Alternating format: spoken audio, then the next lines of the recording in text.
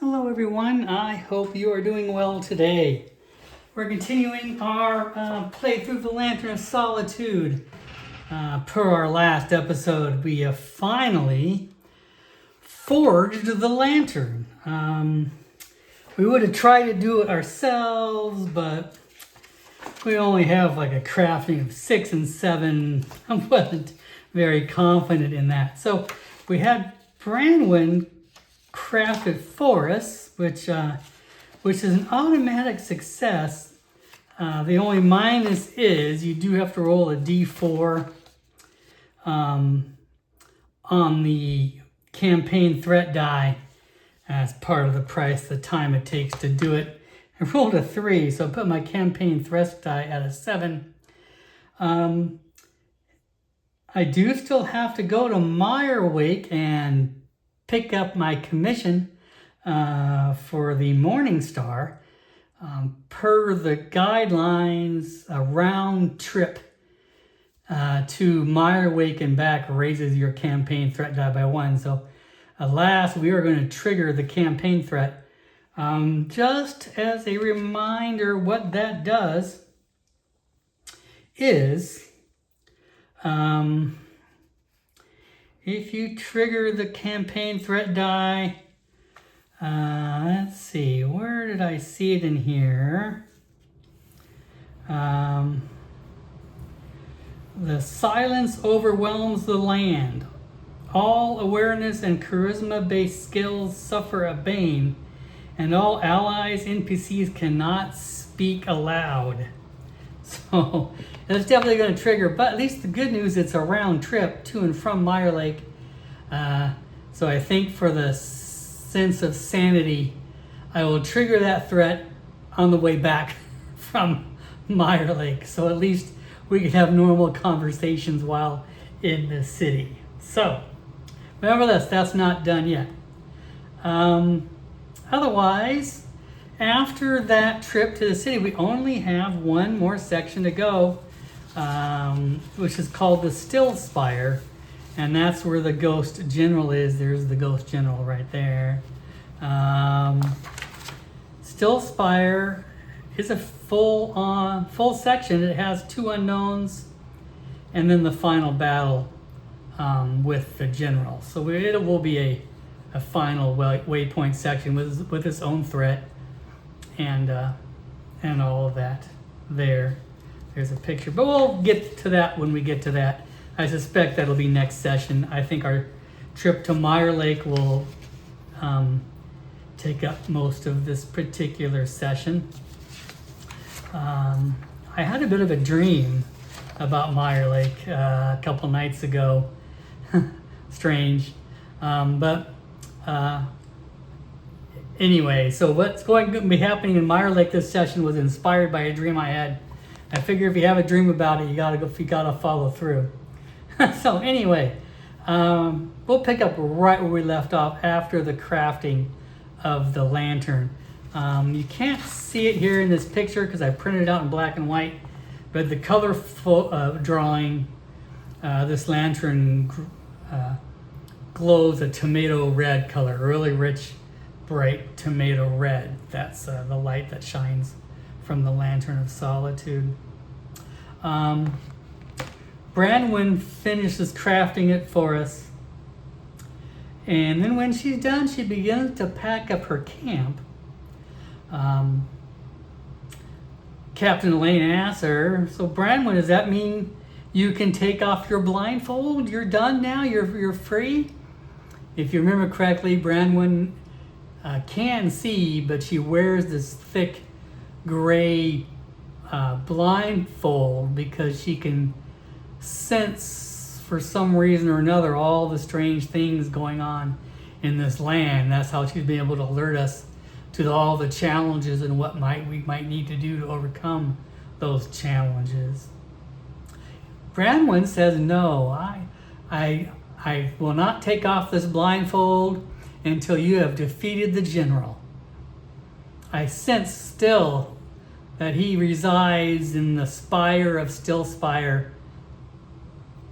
I sense how you may get to him lay the Lantern of Solitude to rest, open the door to his sanctum, and defeat him. I will continue to show you the way, but I have no need to be in this camp any longer. The lantern is now forged. Captain Elaine states, okay, great. Well, we will take this last commission. We're going to go to Mirewake, pick up the weapon that we have waiting for us, resupply, and then we will tackle the Stillspire. Branwen gives him a bit of an odd look. Even though she has her eyes covered, he can't quite tell from her expression. She tilts her head a bit and she says, yes, you said you went to Mirewake and you are having the dwarf forge you a weapon. That's right, Captain Elaine says. Do you mind if I accompany you the rest of this trip? I know I am hindered, but hopefully you can still use my advice. Well, of course. You can come with us, Branwen. You are welcome. So Branwen's going to accompany them the rest of this journey, although she is blindfolded heavily. So she grabs onto Clog's arm, and Clog helps guide her down the trail. So they take off to the day's journey to Mirewake. The Lantern of Solitude, she gives it to Captain Elaine. Captain Elaine hitches it to his belt, although it's fairly large and fairly heavy, and warm against his leg. The lantern does not glow very brightly. It only glows like maybe in a 10-foot radius around. It's very dim light. Kind of surprises Captain Elaine. He thought this lantern would be something, but it just doesn't quite seem to be as magnificent an artifact as he was sort of imagining in his mind. But nevertheless, they make that journey to Mirewake. The picture of Mirewake, there's a picture in here. I don't know if I showed this off very well last time. There we go, if you can see that there. It's kind of up on a ridge, kind of a big city. Looks like the trail kind of continues up there to the side. So they reach the plateau where Mirewake is. It's during the daytime, but they may have to stay the night. Maybe it's only a day round trip, so maybe it's only half a day. So they may be able to make the trip there and back and maybe camp outside the spire on their way back, or maybe they'll stay at the tavern. So they they head up into Mirewake, and they start walking into the city, and they're but Captain Elaine has sort of a weird sensation, and he points to Clog. Look at this, Clog, and they look at their feet. Around the 10-foot radius where this lantern shines, well, how to explain it? Mirewake is made up of fairly nice cobblestone streets, but the street where the lantern shines around them, it's worn, falling apart, broken. Weeds and dried trees grow up between the cobblestone legs. It's strewn with rubble. They have to step over. Yet outside of this, everything looks nice. Captain Elaine describes to Branwen, is there something strange with this lantern, Branwen? Branwen says, why do you ask? He says, well, it just, the world seems different within the light of the lantern. He describes to Branwen what he sees.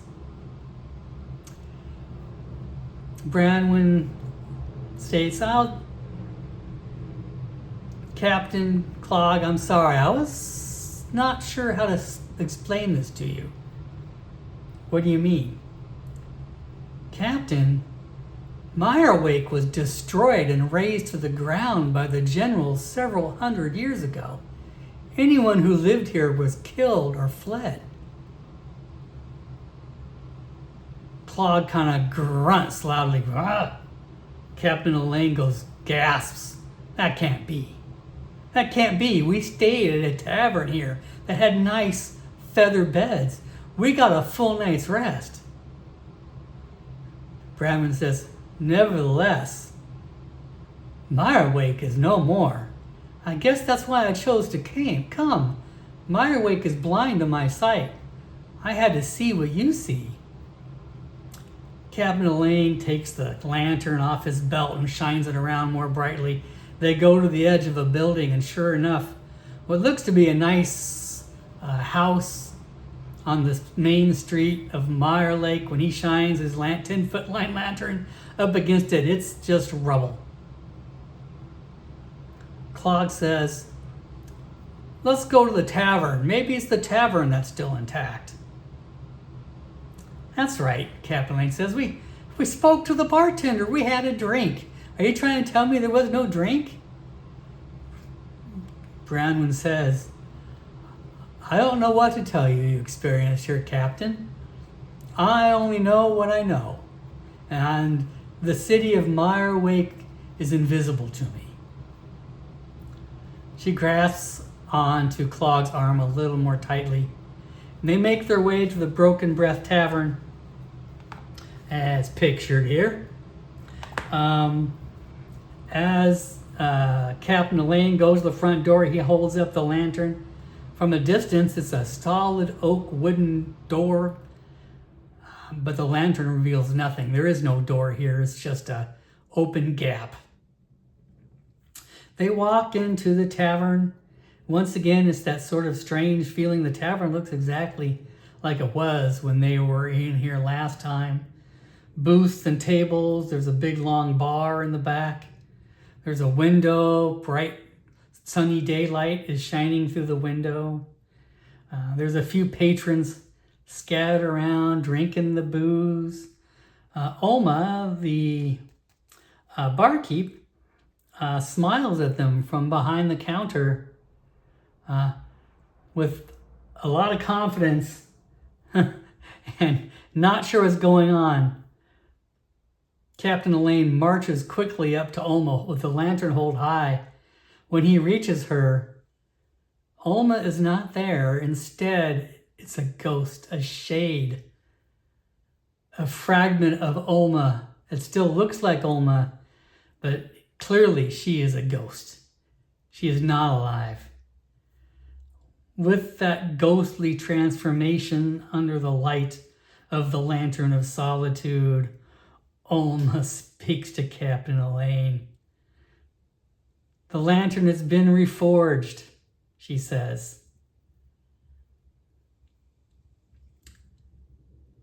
When the general took over the city of Mirewake, his men came to my tavern. Of course, they all drank for free. Night after night after night, they would come into my tavern. They scared off all my regular patrons, never paid for a drink until they drank every keg I had stored, drained every glass of mead, and drained my coffers of my gold, leaving me destitute with nothing left. He says, at that point, I had to shutter my doors and I fled the town, but I did not make it far. Bandits found me on the road on the way out. There they slaughtered me and took the last of my copper. I swear, no one again will ever run dry under my while I still not breathe. What's the right word? Nothing. No one deserving will ever run dry again. But may the general and his soldiers never get another drop to drink. And with that, her form shimmers, and she gets sort of, for lack of another word, vanishes, and an gust of wind gets absorbed into the Lantern of Solitude, and suddenly the Lantern of Solitude goes brighter. And that 10-foot range of light stretches out to 20 foot, illuminating a much greater swath around them. They can see now this whole tavern is just rubble. But there, where Alma was stood on the rubble, is something intact. A small 20-pound keg round wooden keg rests there. Clog reaches down, picks it up. It's full of liquid. It's heavy. It's 10 pounds, maybe 15 pounds. It's not tapped. Clog sloshes it, and there's booze around in there. Perhaps in there is still the last drink once held by the Last Right Tavern. The special reserve, it says on the side. Clog says, I'm thirsty. He shakes. Can we tap it? Captain says, well, I think we can. Captain pulls out from his backpack. He has a bottle with a cork in it. He digs in there with a knife a little bit. They pour themselves a bit of booze out of this keg and drink it. And it is cold, refreshing, tasty. They hand Branwen a glass. She drinks as well. They feel completely refreshed from their journey here, feeling like they have just started out anew. Captain corks the keg with the cork from his bottle, and Clog straps the bottle of the keg on his back. It's a small 10-pound keg to his mighty frame. It's nothing. And they move on.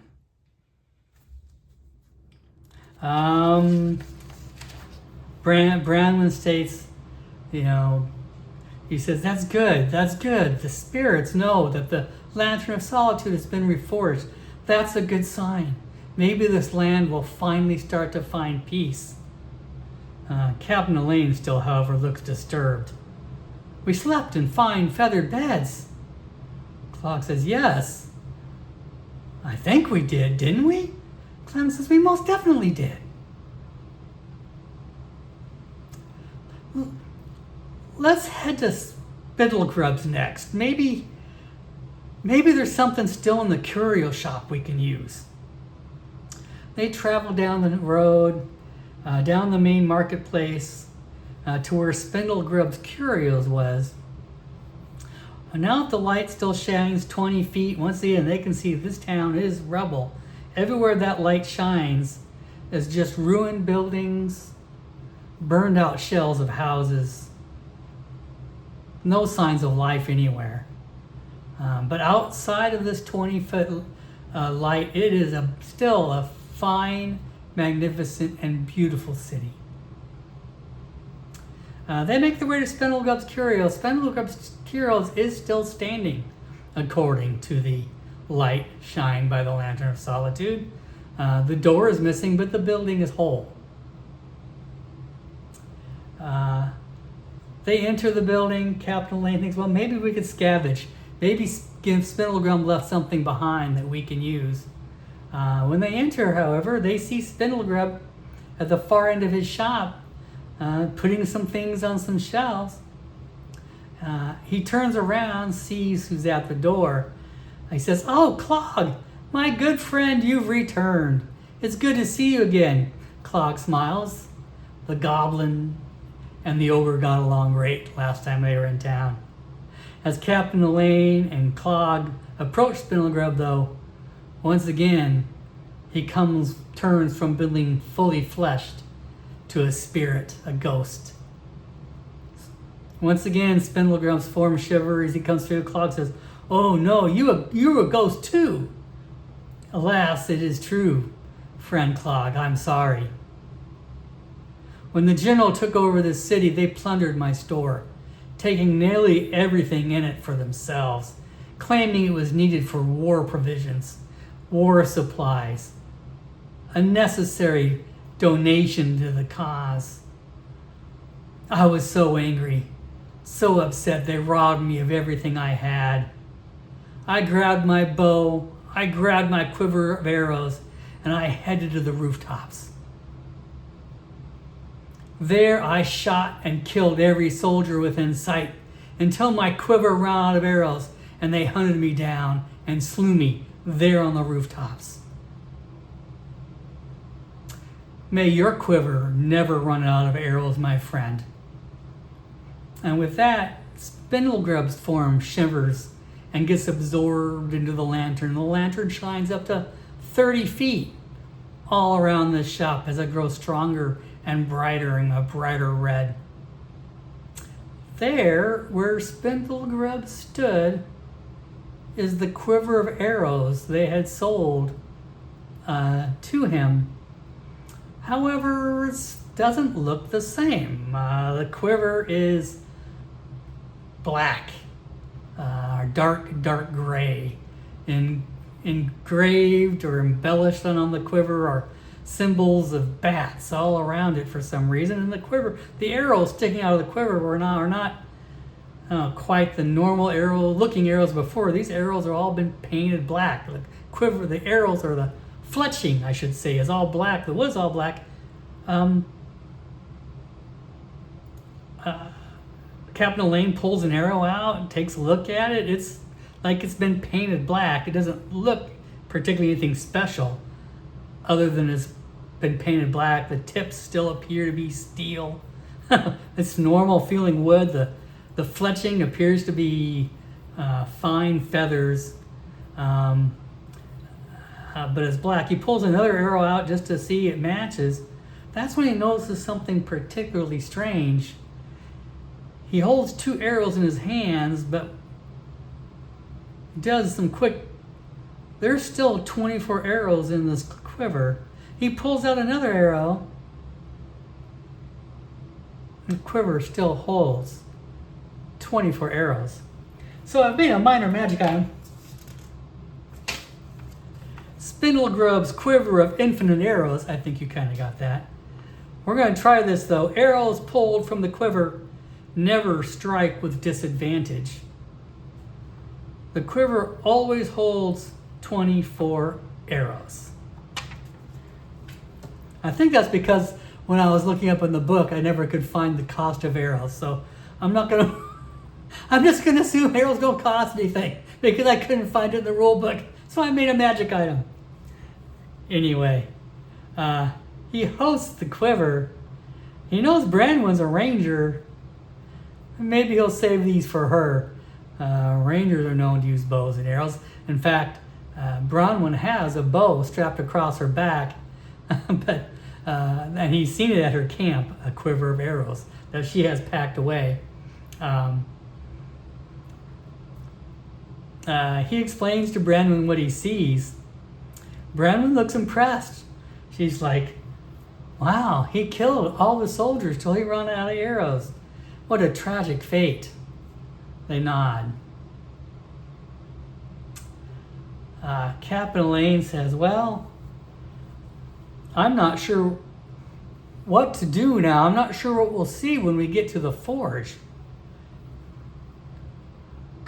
For some reason, Clog says, I know what we'll see. Probably more ghosts.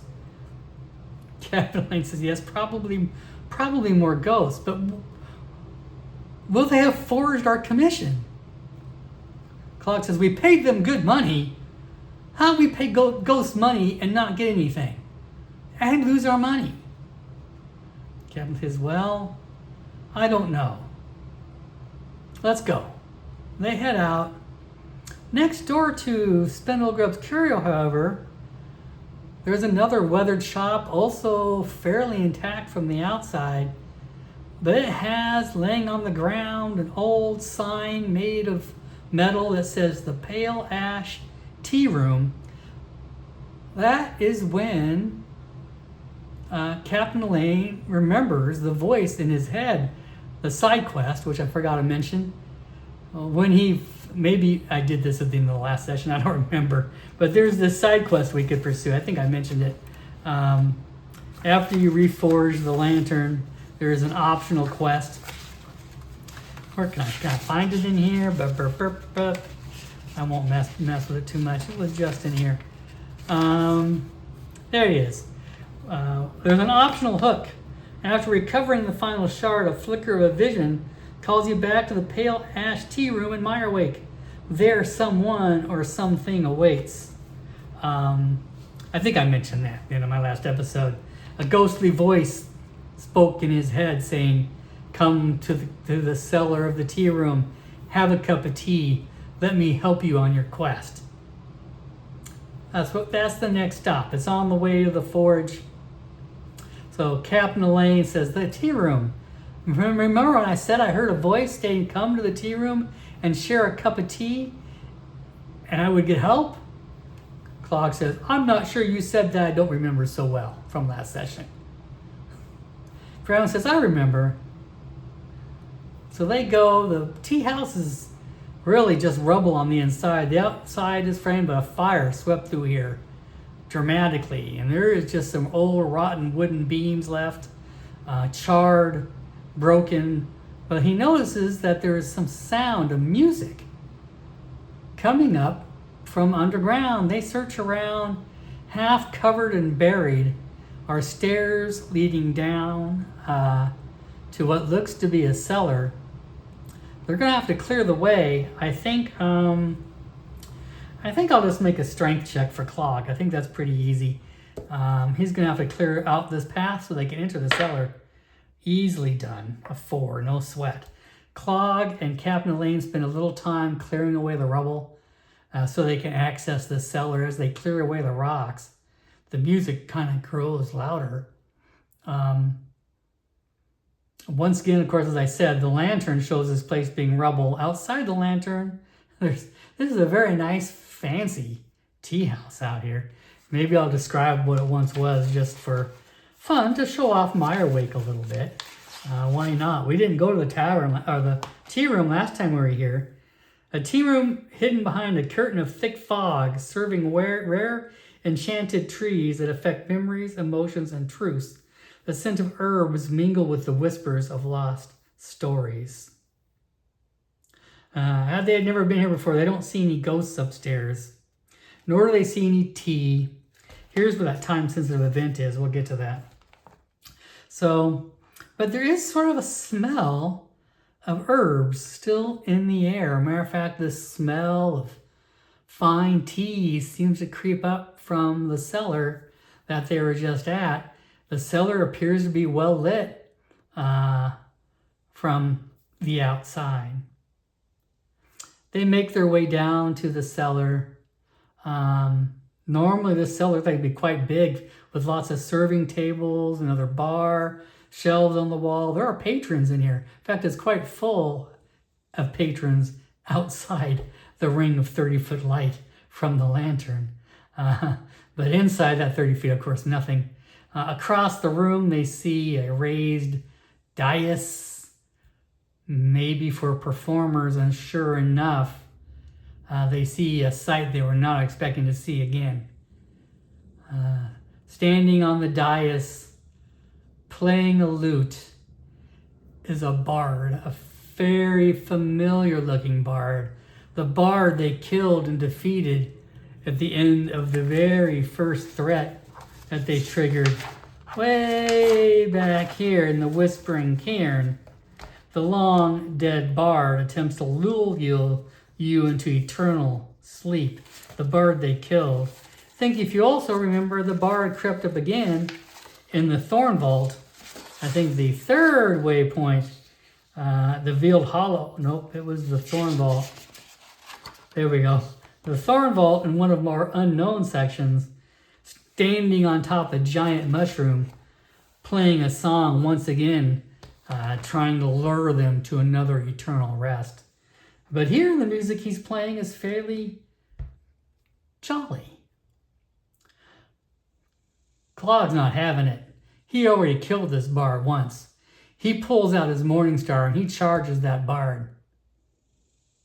That bard, when he gets within 30 feet of that bard though, that bard turns from a living person to another ghost. The ghost bard, of course, that he recognized before. Claude does not stop his charge, but like a wall of force, the bard ghost holds up his hand and Claude just face plants to a stop. I will give him a willpower check to see if he can resist. Well, Claude's got a fairly high willpower, as we know. No problem. It slows Clog down to half speed, but he does not stop dead in his tracks. He just grunts his teeth and pushes forward, and he's like, I killed you once, Ghost. I can kill you again. Captain Elaine hurries forward. Branwen kind of stays in the back saying, what's going on? What's going on? What do you see? They don't have time to really answer at this moment. Captain Lee says, Clog, hold on, stop. He tries to soothe Clog. Wait a second. The bard finally speaks. Stop, friends. I mean you no harm. As stated, I have been dead many times at this point. Another one won't make a difference to me, but I would hate to have you strain yourselves. Captain Elaine says, Clog, just hold on. Let's hear him out. I think Clog can control himself. He's not insane. But he keeps his Morning Star ready, and he tells Captain, if this thing makes a move, it will be his last. And Captain says, what do you want, Spirit? Why are you here now? And the bard speaks to him. He says, I've heard of I know that he looks down at the lantern and he says, you have assembled the Lantern of Solitude. Good. This is very good. For years and years and years, I served as the general's standard bearer in battle, always leading his troops into charge with song. He's like, how I hated it. I was a musician at one point, used to entertaining crowds, not marching in war after war after war.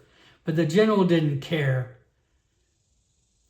I tried to escape several times. Each time I was brought back, beaten and bruised. Why did he keep such a fascination just for me? I don't know. In the end, I tried to escape one final time, and he slew me. And that was the end of me. But it is even then, an unlife, I was called back to serve him when he died again, like before, due to his fell magic. Only now, under the Lantern of Solitude, have I finally found my freedom. For that, you have my thanks. Per our quest guidelines here, it says here, a ghost is haunting the Pale Ash room, but it only appears after you retrieve the final shard. A successful persuasion roll gain a ghost companion. The ghost companion is a simple NPC template minion which we can create. Well, normally ghosts you have to be persuaded with a bane, but it doesn't say that here. It just says a persuasion roll. I think I will try initially to persuade the ghost. I will ask, I will tell the ghost, or Elaine will tell the ghost, we're going to slay the general. His days are numbered, living or dead. Would you like to join us? This may be your chance for vengeance. Captain Elaine only has a 6 persuasion. Yeah, 6. Not great, but we're going to try it. Hold on, I don't know why I'm back and forth. Well, I tell you, she's sometimes the hardest client. Okay. Well, try it and see if it works. That is a demon. That is not going to work. I will check my persuasion, though.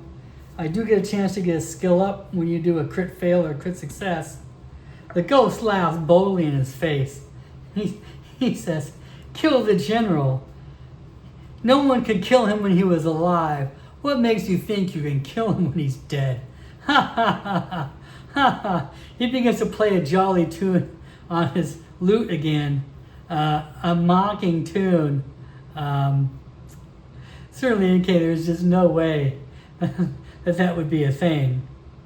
Clog threatens, pulls out and says, threaten to crush him again. Kempler says, wait. I'm going to try it again. I don't know what I do for a crit failure, but I think I will try it again. I will take the dazed trait. as a minus.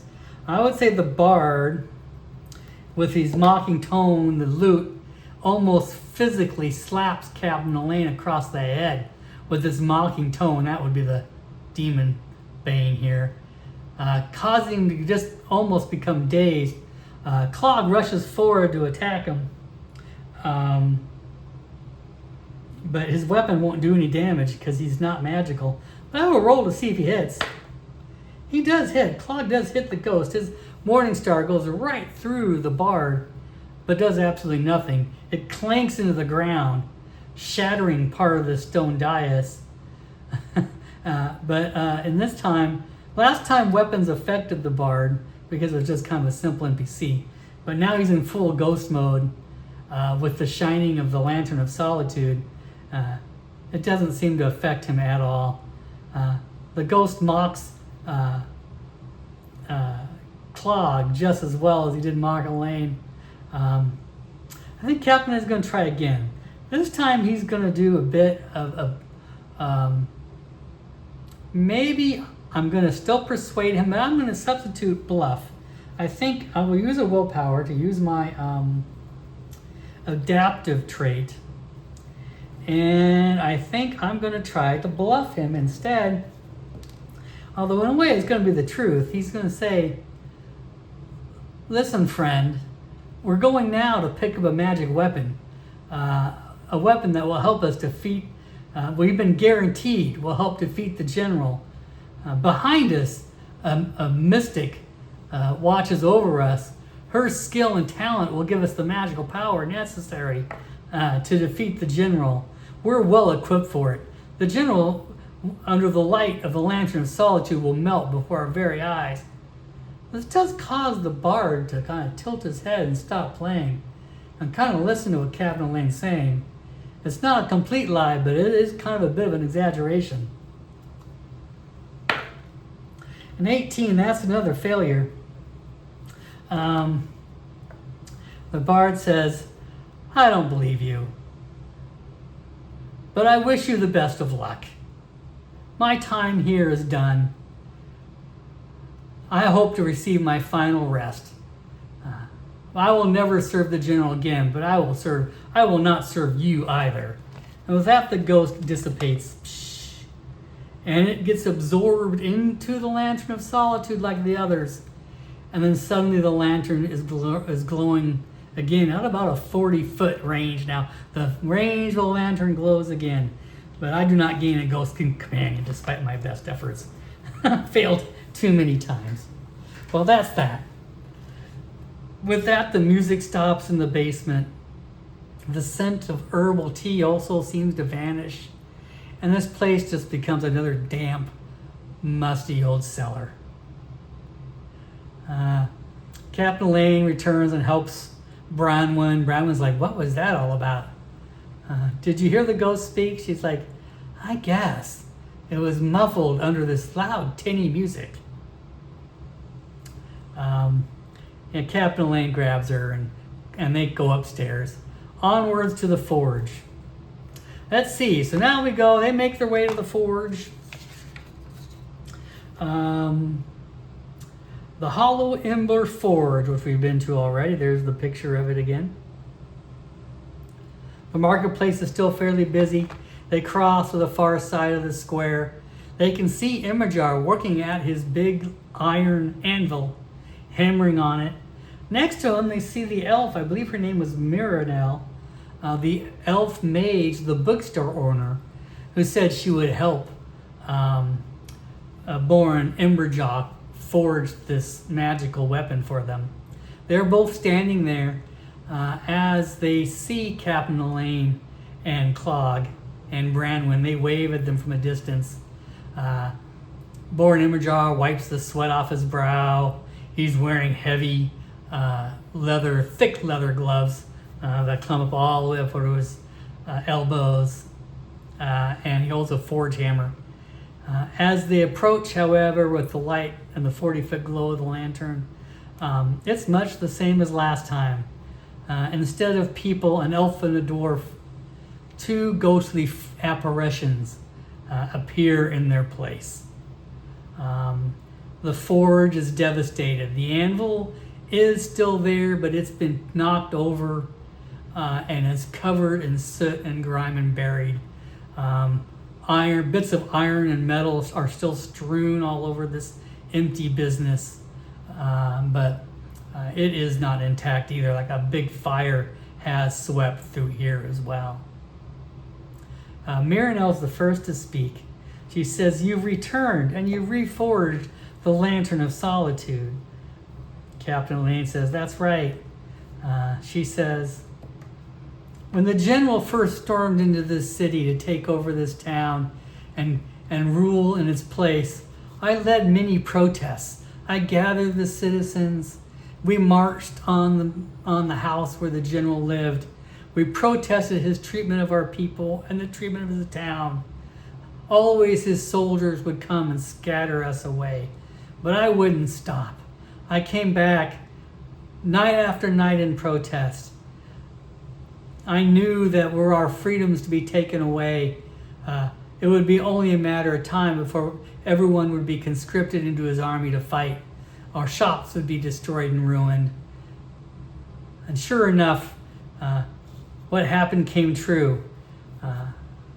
Eventually, they burned down my bookstore with me in it, locking the door from the outside and laughing as I choked to death on the smoke and flames. They never knew I was a mage. I was scared. I was frightened to reveal that I knew magic, for I feared that he would conscript me in his army or kill me, but in the end, it didn't matter. But I'm grateful. I no longer need to protest. I now go to my rest. And with that, she gets absorbed into the lantern. The range of the lantern grows to 50 feet as the apparition goes away. All that's left now is Born standing there. Born, of course, can't speak still. But he points to the ground, and there's a smattering of metal plates, all magical metal plates, come out of the dust and reform themselves under the apparition's motions, and they can once again have this conversation just like they did before with the magical metal plates that once hung on his walls. He too tells a sad story revealing his fate. He says, "I was conscripted by the general to make weapons for his army. All the general wanted was swords, elegant and swift. Swords, elegant and swift.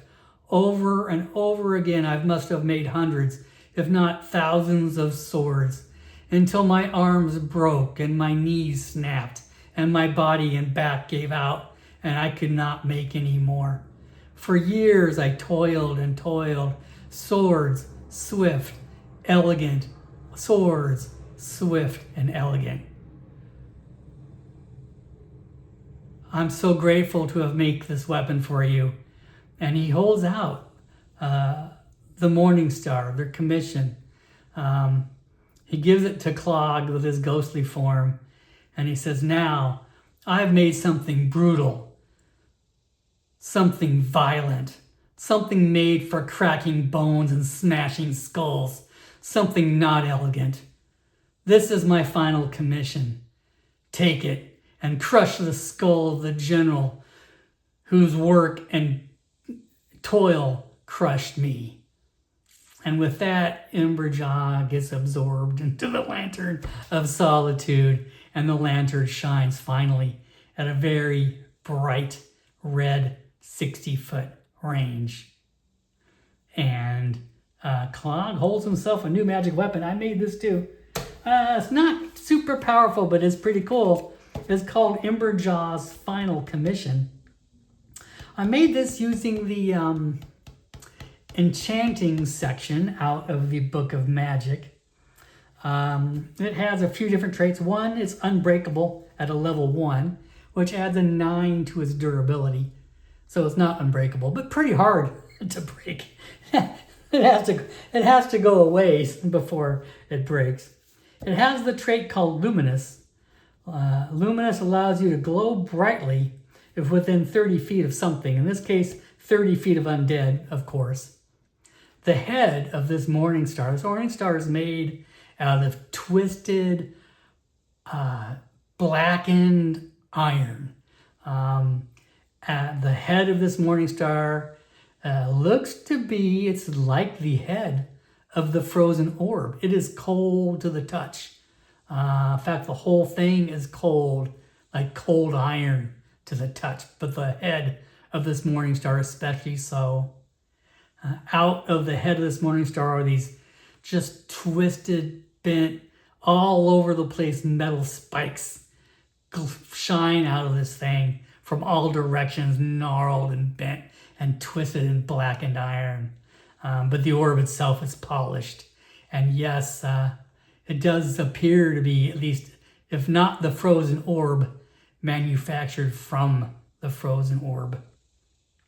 Anyway, it was glowing brightly when the Emberjaw handed it to him, but now that Emberjaw's vanished, the head of the Morningstar slowly fades back to black. It can also has banish, that has per the spell at a rank 2, which means it does 3d8 damage to undead upon striking at the cost of 2 willpower points with a magic seal. Basically he has to spend 2 willpower points on it, but when he strikes with it, he can do 3d8 damage to undead. And then permanence, which means that the abilities won't go away. So it's not terribly powerful, except against undead. Otherwise, it's just unbreakable and glows. But anyway, there we go. I'll add it to the character sheet. There's our 2 interesting little magic items we've gleaned, and the story of Mirewake. As Emberjaw vanishes away, this seems to be maybe the last ghost that haunts this city. Because suddenly, with Emberjaw's vanishing, the rest of Mirewake matches what you can see in the 60 feet of the lantern. Truly a ruined city. Whatever magic once held this city together, it now is reflecting its true nature. Sad though it may be. They leave to return. Branwen is also pretty amazed to see and witness the story of Mirewake. She tells Captain Elaine Clog where the Still Spire is, the next spot on their journey, and they head that way. As they leave the city and travel towards Still Spire, however, this is when the final trigger, unfortunately, for the campaign threat die triggers. From the Still Spire as they approach, it's a big, giant spire that stretches off from the ground. This wave of energy pours forth magic. Silence fills the land. Suddenly, Clog and Captain Elaine, there's just silence. They can't even speak to each other. Everything is still. No noise escapes anything. Except, strangely, Branwen. Branwen can still talk to them from afar, like she did before, describing to them the dangers of the Still Spire. And that is where we'll pick up next week. They also, as I mentioned, gain a Bane to awareness and to charisma checks. Next chapter, we'll do the Still Spire. 2 unknown waypoints. Might take 2 sessions. I don't know. If I'm lucky, I'll do 1 session, but knowing me with 2 unknowns, it'll probably take me 2. Thanks for watching, everyone. I hope you have a great week.